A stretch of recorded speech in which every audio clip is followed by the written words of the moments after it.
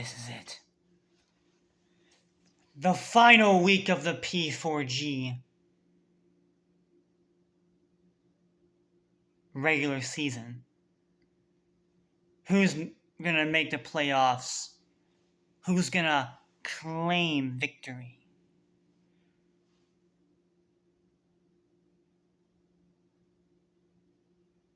What did I decide on? Well, obviously you wouldn't know the answer to those questions, otherwise you wouldn't have clicked on this video. So let's just go on ahead and, in the words of Phil DeFranco, let's just jump into it. And we're going to start off with our very first battle. The Playmore Esports taking on the Thunderclap Titans. Both teams need a win to get in. I did not mean to rhyme that, holy crap. But it's not just any battle. It's the battle between Bubby and Ryan. Battle begin!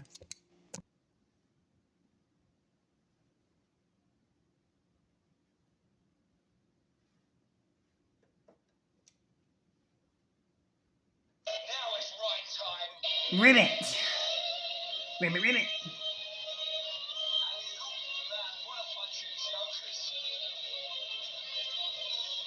Ribbit, ribbit!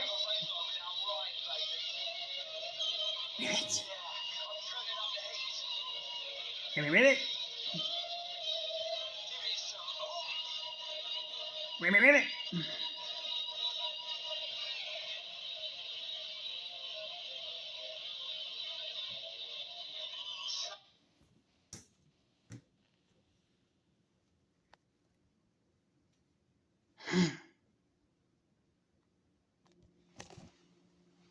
That's right.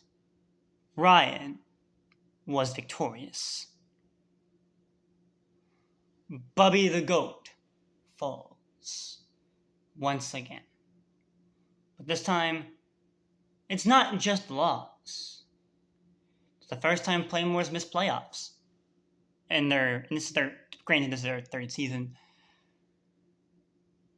But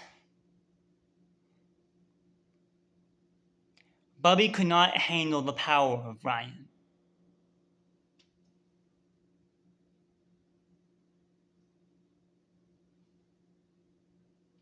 It's a sad day for Bubby fans.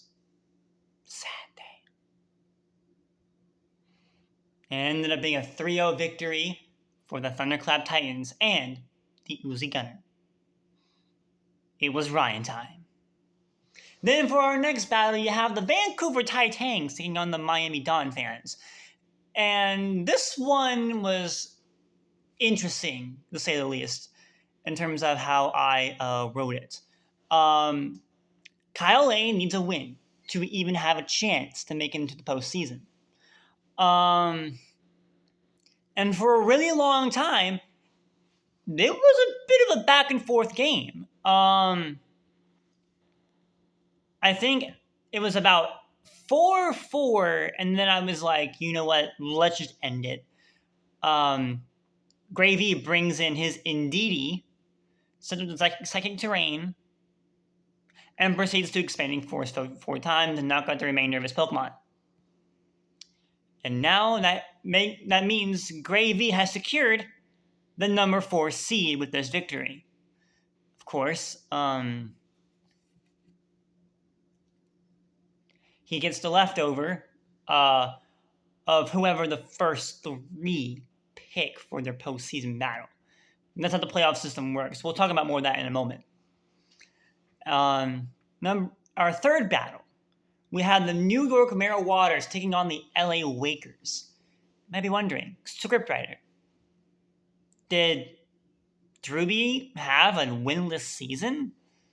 Because she's going against Mr. Joseph Fontaine, Stone Cold Steve Austin Anthony. I almost screwed up the name. Oh my goodness. What's wrong with me? But there's one Pokemon that you forgot to account for on Drewby's team. Low Kicks. Which might not be a Pokemon that you deem good, But if you saw Zack Attack's run where he used the low kicks, you'll know that thing can be a monster. Did better than he expected. Of course, this is Draft League, so low kicks poses a bigger threat. Choice band, first impression, maybe some knockoffs. I could go on. And of course, with the power of low kicks, Drewby wins 1-0. His only win of the season. And against Mr. Joseph Fontaine Steelix Chin Anthony. I am not sorry. Then you have the battle for the number 1 seed, depending on how this goes. You have the Gigaton Hammers taking on the Philadelphia Stunkies. In order for Jay Ricky to get the number 1 spot, he has to 6-0. Which, he has to 6-0 the Plot Armor King. Not sure how that's going to work. But it wasn't just Jay Ricky trying to put out his own plot armor. What y'all didn't know is that I actually know how Shuckle King gets his plot armor. I'll be wondering, what's the hacking sources using? Well, it's ChatGPT. I am not making this up. He literally asked ChatGPT for a team to beat Jay Ricky. I am not joking. ChatGPT was Shuckle King's hacking source. Oh my. Do I start using ChatGPT as a team builder? Because Lord help me.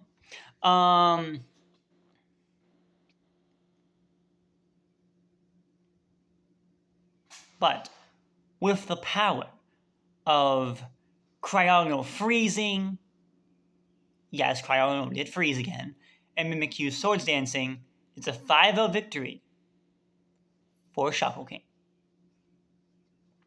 Then, you have a bit of a interesting battle. Well, I say interesting, but it was more like cheating. You had the Detroit Seal Wings taking on the Shanghai Dragons.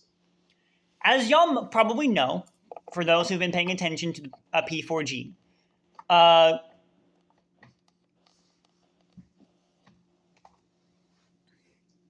Seabad made a transaction to remove the Stellar Terra on Servine for Terra Fire. However, he forgot that and used Stellar Terra Servine in the battle against Ellie. Because of this, and it's technically cheating because it's an illegal Terra, Ellie wins 6-0. I am being dead serious. That's literally in the rulebook. You can check the rulebook. But that's how that works. So Ellie wins 6-0 because of an illegal Terra. There were some interesting things that went on in the battle after the illegal Terra, but the battle basically was won right there for Ellie, so And then you have the New York Noibats taking on the Dundee Dials. New York Noibats have already lost their playoff hopes, and the Dundee Dials have already secured their playoff spot. For the Dundee Dials, they're basically just playing for seeding at this point. So this battle didn't really matter that much in terms of scripting it. So I just had some fun with it. I had Nate make astronomically good plays. And of course, don't worry, I threw some in for Hood Cow. But I wanted to cause some chaos. Let's give that a little chaos. So the Alolan Muck was going up against was on the field, right? It was on the field. It was a rest sleep talk set. It was going up against Mean Shao. And the play would have been to switch out Mr. Goop and bring in the Morpeko and let it die to the close combat. And then come in, sleep talk, get the poison jet, and get the win. However, he was asleep by this point. So, and because rest takes 2 turns to wear off, I was like, I don't want him to throw the battle. Or get a 1-0. Let's try for a 2-0. So he rest sleep talk there on the turn, got the poison jab, a bing bang boom. 2-0 victory for Galvanate. And of course, for our last battle, you had the Copenhagen Glades taking on the Toronto Titans.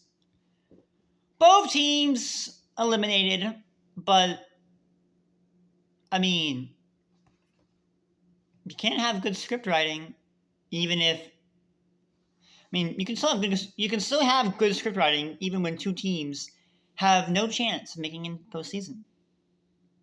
So what did I do? Well, I'm not gonna lie, not much, because again, this game didn't matter. So I just had a lot of really back and forth battling before Feraligatr cleaned up. It was a 1-0 victory for Gentleman Thomas. What else do you want me to say? How was I supposed to write this? I'm new to this, okay? But who was the kill leader of the season? And what are the playoff standings like? What are the battles going to look like? Well, the kill leader was J. Ricky, Susui, and Gudra with 11 kills. And of course, Circle King, with the plot armor, is still undefeated. That means he has number 1 spot and the first choice of picking his opponent. Yes, you heard me right. The way that the playoffs work is that you get to pick your opponent of the lower 4 seeds. So 1 through 8 has to play 1 through 4, but 1 through 3, and the 4 gets left everyone, gets to pick their opponents. Shuckle King picked the number 8 seed in CBAT, Detroit Steel Wings. And then Joey, PokeMMD, was the 2nd seed, and his opponent he picked was Hood Cow and the Dundee Dials. J. Ricky was the 3rd seed, and he picked the 6th seed to be his opponent in the Shanghai Dragons against an Ellie. And of course, the leftover, the Vancouver Titans and Gravy are going to have a rematch against Uzi in the Thunderclap Titans. That's how the battles are going to play out. So next week's scripted won't be too long, because there's going to be 4 battles rather than 7. However, and of course, we're going to keep doing this until the season eventually comes to a close. So make sure you like and subscribe if you want to see more. And of course, it's not just me that does Draft League content. You should see what Zack Attack does, because he's got some spicy stuff, well, competitive Pokemon really, coming out later this week. And some nice hard challenges as well. So make sure you subscribe, like, and comment down below, and make because we're all on our way to 200 subs by the end of the year. And that's all I have for now. Until next time, Pokefans. Gotta catch them all. It's really hard being a scriptwriter. But I like what I do. Some people get mad, but some people are happy. But you can't please everyone. I've learned that.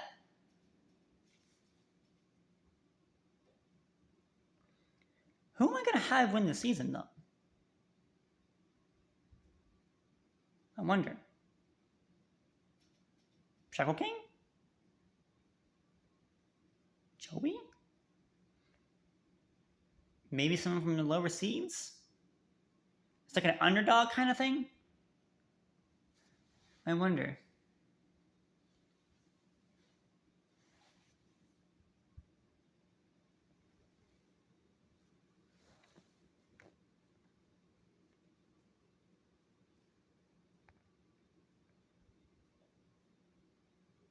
What do you think?